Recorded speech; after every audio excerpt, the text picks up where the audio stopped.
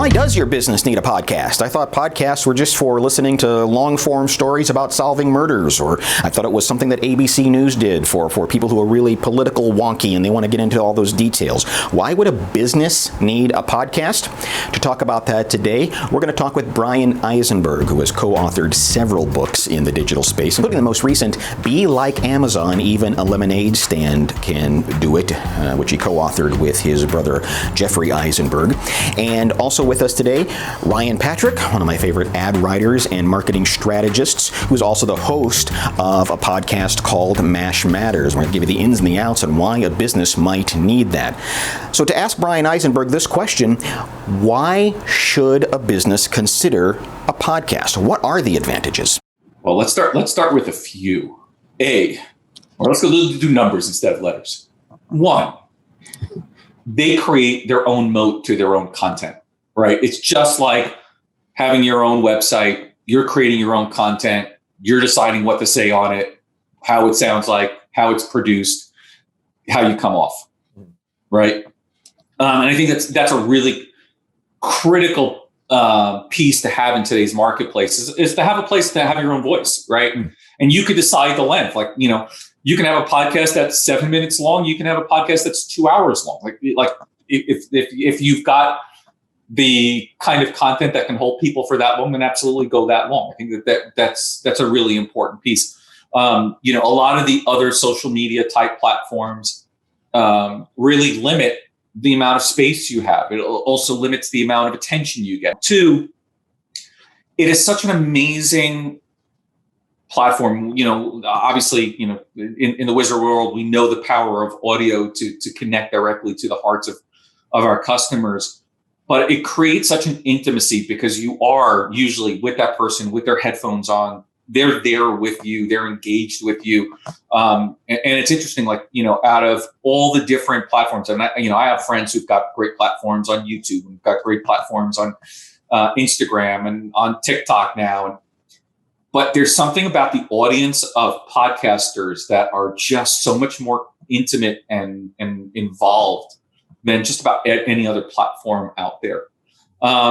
3, from a production point of view, you can't, getting started, you can get away with pretty minimal level of production. Creating good video is hard. I'm sure we can ask Ryan to get up and try to do one of the TikTok trends right now, and may not be the prettiest thing in the world. It right? would not, no. Okay, and then we'd have to figure out how to do a little video editing, and video editing is a lot more work. Number 4, you can do kind of what we're doing. We're recording a podcast, but at the same time, we're also recording some video. And so while you're doing that, you can now grab these little snippets of video and use them in other platforms, right, to promote your podcast. So there's a lot of advantages to it. It's a long form, well thought out, and obviously something that you can chunk up and distribute in other areas as well. Ryan, you have a wonderful podcast called MASH Matters, and I think that's one of the charms of podcasting as well, as you can find your cohorts, you can find your group, your people who are... Find your tribe. Yeah. Who are just as passionate. So tell me a little about the journey of making MASH Matters. And, people always want to know, how do you grow a podcast? I've got one. How do you grow it? Well, first of all, MASH Matters, our podcast where we celebrate the classic television show MASH. It was born out of, there are some podcasts out there about MASH, but none of them really talked about the show itself. They would talk about episodes, but they would never really talk about the show. And so I had a connection many, many, many years ago. I made a connection with Jeff Maxwell, who is on the show, plays Private Igor on the show. And I contacted him and said, what would you think about, at least coming on as a guest if I was to do this? And he said, I'd love to do this with you. And so it really started something cool where we can talk about what is my all-time favorite show. I come at it from the perspective of a super fan. He comes at it from the perspective of somebody who was there, who can give all the behind-the-scenes stories. I can talk about what it's like from a fan's perspective, and it really works. And it's connecting with a lot of people who love MASH. People who don't love MASH probably wouldn't like the podcast. And you know what? That's okay. I'm okay with that because we're just talking to super fans like me. And that's the same thing with business. Not everybody is going to listen to you. Not everybody is going to like you. And that's okay. You only have to impact a very small percentage of the people who are listening in order to make some kind of impact with your business. And a question that you have to ask yourself when you start a podcast for your business is who are you talking to? Are you wanting to talk to prospective customers, or are you wanting to talk to other people in your industry? Those are two completely different audiences, and it will influence on what questions you ask, who you have on as guests, the content that you want to explore with your podcast. So that's the very first thing that you need to figure out what you want to do. And really it's two things. Are you wanting to entice and maybe capture some new buyers, or are you wanting to maybe increase your stature within the community, within your industry? And if that's the case, then you can have long conversations with other people in your industry about the state of your industry, the challenges, the innovations. If you're talking to customers, that's a different route. You have to spin it, and you have to, and here's a suggestion. One thing you can do is to simply ask your staff, what are the top 10, 15, 20 questions that you're getting on a daily basis, time after time after time from our customers? One of those questions is one podcast. Okay. You take and you break down and you answer those questions, because if people are calling your business and asking these questions, they represent a segment of the population who have the exact same questions. And so if you can be the expert, and that's one of the advantages of podcasting, is you get to build authority as an expert. You get to be the expert that people seek out and they find, discover, and you teach them something. You answer the questions that they're already asking. And this is also good for just, advertising in general. But for podcasting, you answer the questions they're already asking. They see you as the expert, and they're going to be drawn to you, and they're going to come to you. They're going to feel like they know you before they even make that first phone call or reach out through your website or walk through your front door. I want to add to that one key thing, because you mentioned about being an expert. My 13-year-old son started a podcast, right, a couple of years ago. Yeah. He is not an expert on baseball, right? But through the podcast, he's been able to bring on experts, right, and ask the questions. And he's developed quite a little reputation, and has had some of the top, baseball development experts out, in the universe, right, on his podcast. So don't feel you have to be the expert, right? You can also use that platform to bring experts to leverage as part of your reputation. Absolutely. There's something to be said for building this repository, this library of information. And people probably shouldn't get hung up on, well, I put this thing out in the universe and only 18 people listened to it. To be able to do these things, and when a customer comes to you and wants more information on this, or you're in a conversation with a customer and something comes up, hey, listen to this talk about this topic. So talk a little bit about audience, and because it's not a radio show. Yeah, no, absolutely, it's not a radio show, and I've seen this a number of times. One of my favorite early content marketing examples was Warby Parker. And Warby Parker would go ahead, and every single time there was any kind of questions about classes, they just created a video on it, right? And exactly that. They just created a massive library that, of course, ended up becoming a great search engine optimization tactic as well. Yeah. And I recently heard another business doing the same thing. In fact, I think it was one of the mattress companies. One of my friends became CEO of a mattress company, and they just started doing a podcast. Same thing. Every question that comes in, they're turning that into another episode and another, as you said, repository of content that they then could create a page on their website for as well. that's indexable now by audio. It's indexable by, by text. And then they're also taking those same podcasts, and there's a bunch of apps that we can talk about later on that will actually also turn them into videos that they're putting up on YouTube. Brian, stick with that for just a second, because I think you touched on something there that's really important, is the SEO value of having these things. So if I'm searching for what's the best mattress for lower back pain, that podcast is going to pop up in Google, yeah? Yeah. Well, so not only that, so like I said, what I would do if I had a podcast on that, right? And I would go ahead and maybe I bring on, an expert on lower back pain and mattresses. Let's say I owned a mattress store. We have to know somebody who owns a mattress store, right? Easy for him to kind of go ahead and find some of these experts and have some of these conversations about, how should someone with lower back pain talk about this and come up with it. You then go and you transcribe that same podcast. That transcription then becomes a page with the embedded version of the podcast on there. Then you take the transcription and the audio, and there are apps out there that'll take that transcription, turn it into captions with video, and now you put it on YouTube. So it will likely be found on YouTube.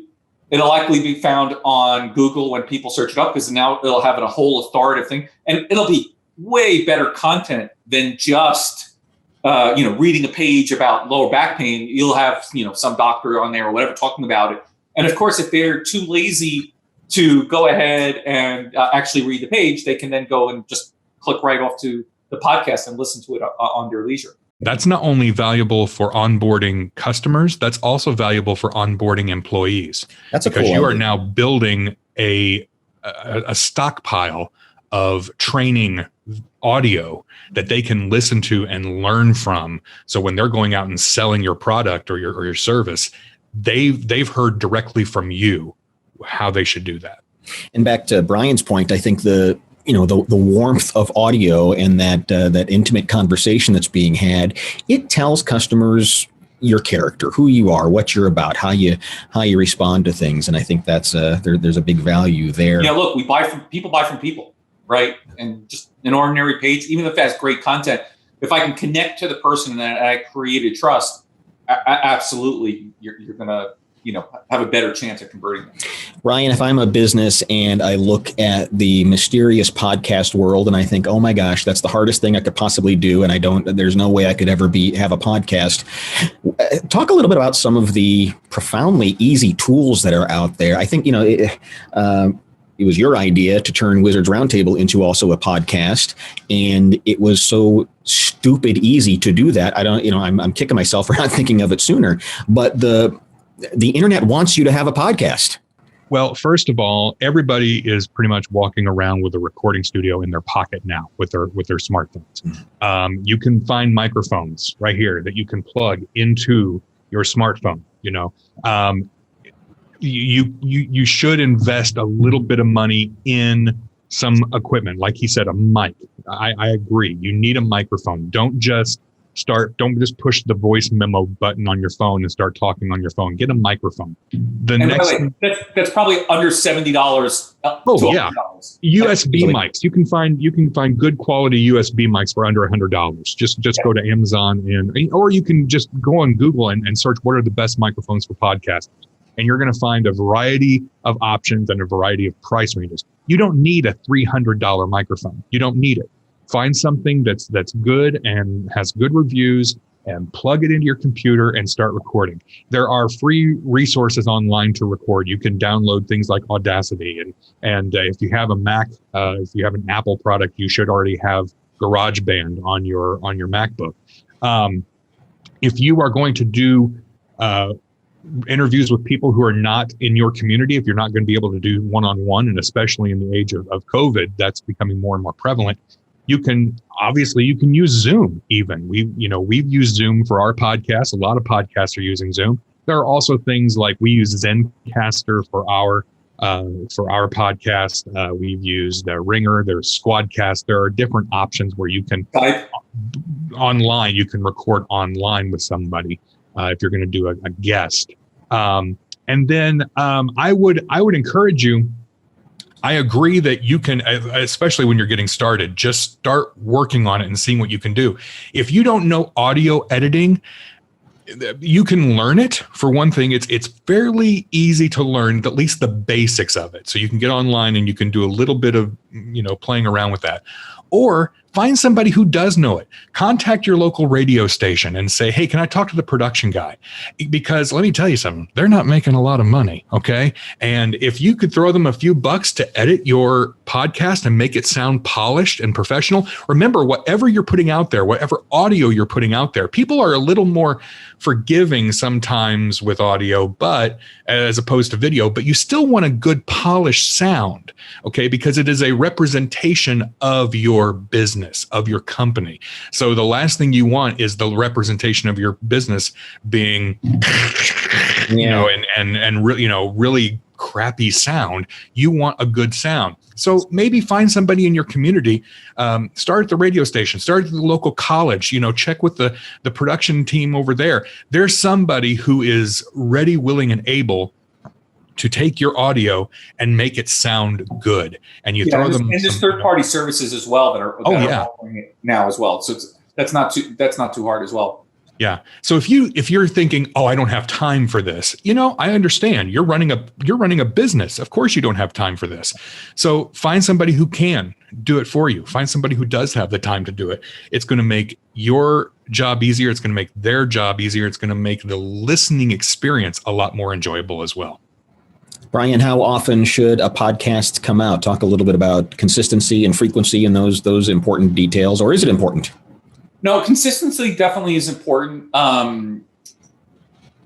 If you want to do it every 2 weeks, if you want to do a longer one once a month, again, it depends on the topic. It depends on what you're trying to cover.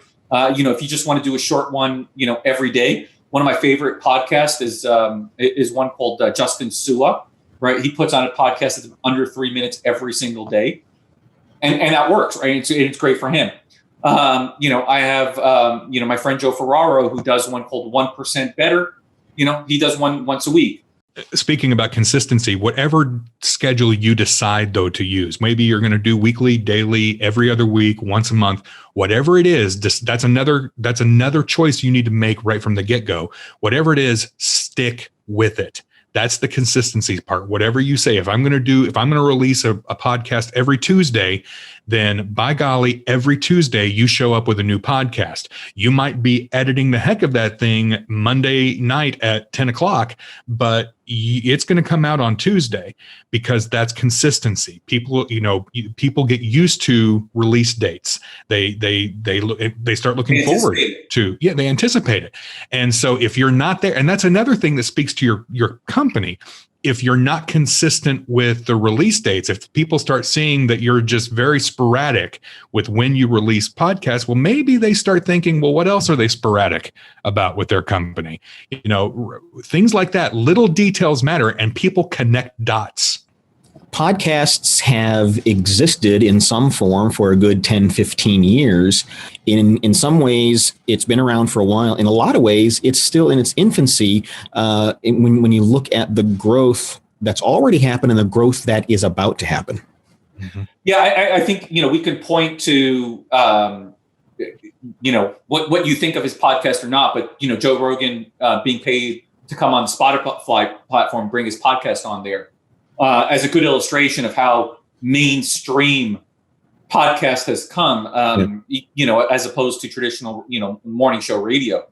I think it's definitely, look, people are time shifting. We've seen it in TV for years, and in audio, we're seeing that as well. And so, there's been there's research by Edison Research. My friend Tom Webster shared it with me. Where there's an estimated 192 million, 68% of the U.S. population, 12 and above, have listened to online audio.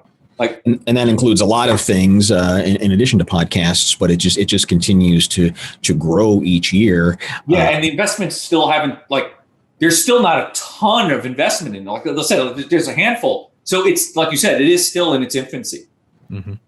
And the goal isn't to become a podcast star. The goal is to share who you are with your potential customers or within your business or within your business category to build that expertise. That's really where the advantage, I think, is. I'm just going to go ahead and tell you, you're not going to become a podcast star. Okay. Just get that out of your head right now. It's not going to happen. What your job is to do is to inform, educate, and be the expert or host the experts. And maybe you're listening to this and we're watching this and saying, I'd love to do this, but I don't know that I can do this right now. That's okay. Maybe though, what you can do, because you are an expert, if you own a business, if you're in the industry, you're an expert, and you can always reach out to other podcasts in your industry and offer your services to be a guest on their podcast. I'll tell you, a lot of podcast hosts are just clamoring for guests. So if you reach out and say, hey, I do this, I offer this, if you're interested, I would love to be a guest on your podcast. And that might help you get a little bit of traction and also give a little bit of experience with podcasts. Or maybe you just say, you know what? I love podcasts, but I don't know that I have the chops for it. Why not seek out some podcasts in your industry or some local podcasts that you really enjoy and advertise on their podcasts? Advertise your business on their podcast. Again, podcasting is not a money-making venture in itself. So there are a lot of podcasts who would love to have sponsors for their show and would love for you to sponsor their podcast. It's a lot like writing a book. You don't make money from the book, you make money because of the book. And it's the same thing with the podcast, right? You're not going to make money from the podcast. You're not going to get wealthy on it.